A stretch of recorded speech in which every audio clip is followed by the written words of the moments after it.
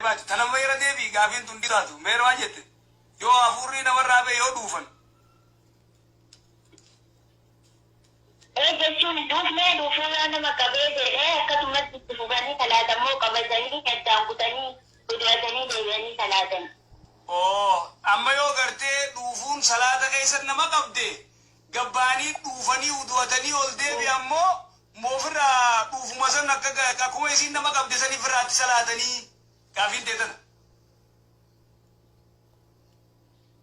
Bakka yaata yaatara jiraata namni dhuufuun nama qabde salaata sanaddaa ammoo qabataniituma salaatanii haala.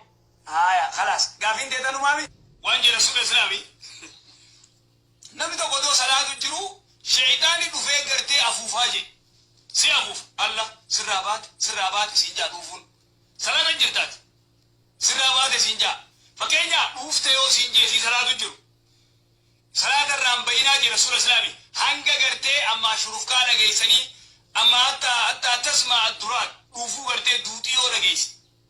Yoo namni siinaa dhuufe yoo ajaa'iba dhageesse yoo. Sigalee duuba alaa kullihaan namni tokko dhuufuun isa qabdee attaayyaa dura yoo jiraatte itti immoo baleeyyii gaafii isiiti.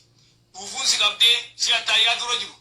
Sigalee deemtee firraa dhuufuu dhuuftee deebitee gartee salaata kanatti deebitee fixattamoo akkamiidha waan gootuuti yoo inni kun fincaanii fi sagaraa udaan hin ta'in fincaanii fi udaan odoo si mudduu salaatuun dhoorka odoo fincaan si muddu odoo gartee sagaraan si mudditu sigalee salaatuun mamnu'a shari'a islaamatti maaliif annaani khushuun isa keessaa kutu Allah akbar jee takka wanni ati yaaddu sa imaamni kun maanuu dheereessee tani dheerata sitti immoo imaamni gabaabsu jiru.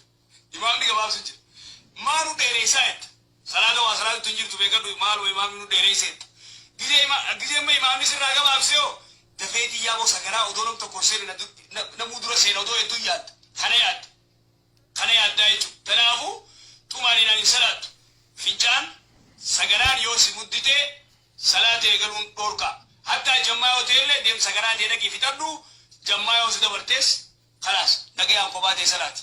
Yoommoo dhuufuun si gartee si hafuufte si attaayyaa dura jiru ufti itti dhiis usi attaayyaa dhufee fixadhu salaamu alaikum warahmatullah salaamu alaikum warahmatullah ji achi deemi dhuufuu ta'e gallakkisii ofeete waan akka rakkoon hin jiru.